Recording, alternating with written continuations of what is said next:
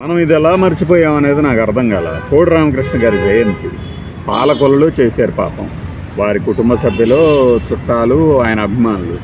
పాలకొల్లు నుంచి వచ్చిన దర్శకుల్లో మనకి దిగ్గజమైనటువంటి దాసనారాయణరావు గారు, ఆయన్ని మించిన శిష్యుడిగా కోడి రామకృష్ణ గారు. ఆయన అభిమానించేవాళ్ళు, ఈయన అంతే గురువుగారు అంటూ ఉండేవాళ్ళు. ఆయన వైట్ అండ్ వైట్ వేసుకుంటే, ఈయన వైట్ అండ్ వైట్తో పాటు తలకి ఒక చిన్న అది ఉండేది కదా, దాన్ని స్కార్ఫ్ అంటారా, సరే తలగొడ్డ అంటారా, ఏదో ఒకటి అది కట్టుకో. ఇంకా కోడి రామకృష్ణ గారి గురించి చెప్పాలంటే, ఆయన ప్రతి హీరోకు ఒక మంచి హిట్లు ఇచ్చారు. తన గురువు గారు దాసనారాయణరావు గారిని మించిన శిష్యుడిగా ఎదిగారు ఆయన. ఆ మాట చాలామందికి కరెక్ట్గా చెప్పారంటారు కూడా. ఎందుకంటే ఆయన కొన్ని తరహా సినిమాలు మాత్రమే తీయగలరు. ఎవరు? దాసనారాయణరావు గారు. హిట్లు. కానీ కోడి రామకృష్ణ గారు అడుగు పెట్టని జోనర్ అంటూ లేదు. ఒక్క జానపదాన్ని మాత్రం అప్పుడు ఎందుకో ప్రతాపసింహ భూపతో ఏదో ఉంది కదా మన బాలకృష్ణ గారిది, భార్గవ ఆర్ట్స్ ప్రొడక్షన్స్ది, అదొక్కటి ట్రై చేసి బడ్జెట్తోనో ఎందుకో ఆగిపోయింది అది. లేకపోతే అన్నిట్లో దున్నేసేవాడు. ఆయన కెరీర్ బిగినించి కూడా ఎంత మాసీగా ఉంటారో అంత క్లాసీ సినిమాలు ఉంటాయి. మనకి ఇంట్లో రామయ్య వీధిలో కృష్ణయ్య ఉంది, సంవత్సరం పైగా ఆడింది. మంగమ్మ గారి మనవాడు బాలకృష్ణతో, అది సంవత్సరం. అట్ ద సేమ్ టైము తరంగిణి, ముక్కు పుడక, వీటిని ఏమనాలి మనం? క్లాసిక్స్ కదా ఈ సినిమాని.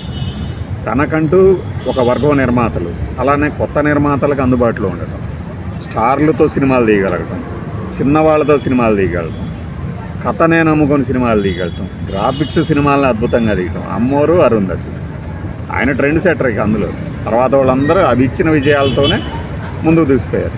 అట్ ద సేమ్ టైం చెత్త సినిమాలు తీయటంలో కూడా ఆయన అందవేశం చేయి.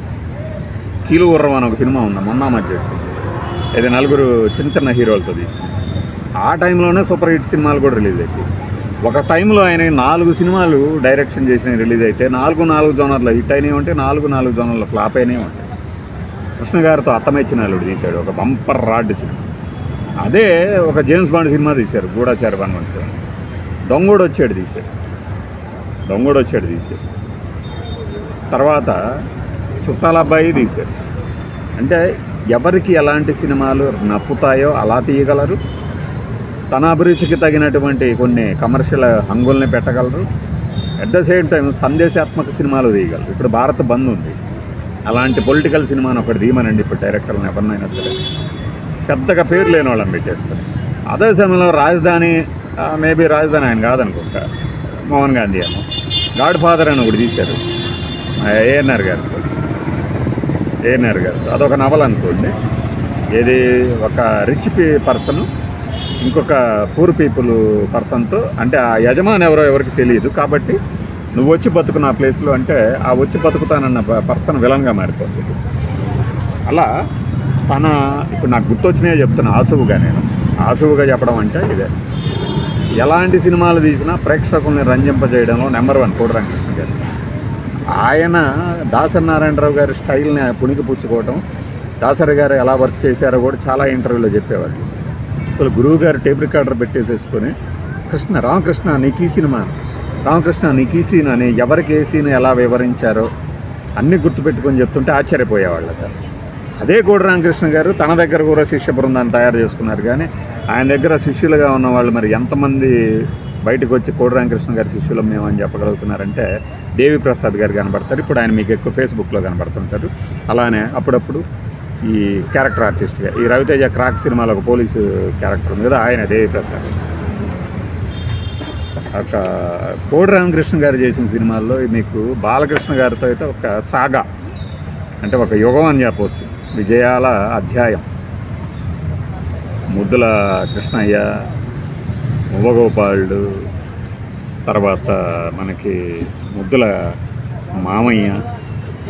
మామయ్య అయితే ఆ మ్యూజిక్కి ఆయన తెరకెక్కించిన విధానానికి బాలకృష్ణ ఫ్యాన్స్ మరింత ఫ్యాన్గా మారిపోయారు. కోడి రామకృష్ణ, భార్గవ ఆర్ట్స్ ప్రొడక్షన్స్, గోపాల్ రెడ్డి గారు, బాలకృష్ణ, అందులో విజయశాంతి గారు ఉన్నారంటే ఇక ఫ్యాన్స్కి పండగే.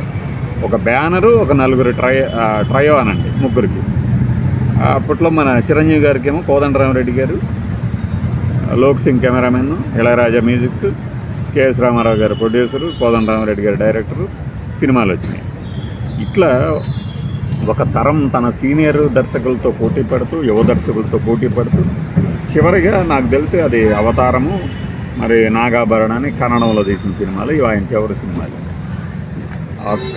అంటే ఎప్పటికప్పుడు అప్డేట్ అవుతూ కథలు, పాత కథలు తీయాలన్నా, కొత్తగా యువతరానికి నచ్చేటట్టు తీయాలన్నా ఆయనే సాటి అని చెప్పి నిరూపించుకున్నారు.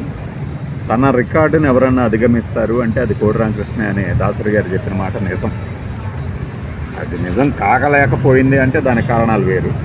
బ్లాక్ అండ్ వైట్ సినిమాల తరుణంలో అంటే ఎక్కువ సినిమాలు తీయగలిగారు, కలర్కి వచ్చేసరికి అన్ని సినిమాలు తీయలేరు. కాబట్టి అయినా కూడా కోడి రామకృష్ణ గారి మార్క్ ఇది అని కొన్ని సినిమాలు చూసి చెప్పచ్చు. ఏఎన్ఆర్ గారితో తీశారు, ఒక ఎన్టీఆర్ గారితో మాత్రం తీయలేకపోయినట్టు. మురళీమోహన్తో అంటే ఒక కుటుంబ గాథ చిత్రాలు, మధ్యతరగతి మనస్తత్వాలు ఎలా ఉంటాయి, పల్లెటూరి వాతావరణంలో ఈ బూతులు ఎలా ఉంటాయి. మళ్ళీ ఈయన బూతు చిత్రాలను కూడా తీశారు, బూతు సినిమా డైలాగులు. ఈ ముద్దులో మా కృష్ణయ్యలో కూడా చెప్పేవాళ్ళు ఆ డైలాగులు. విజయశాంతి వేసే పొడుపు కథ అంతా బూతు అని చెప్పి అప్పుడు చెప్పుకునేవాళ్ళు, చిన్నప్పుడు మేము వినేవాళ్ళు.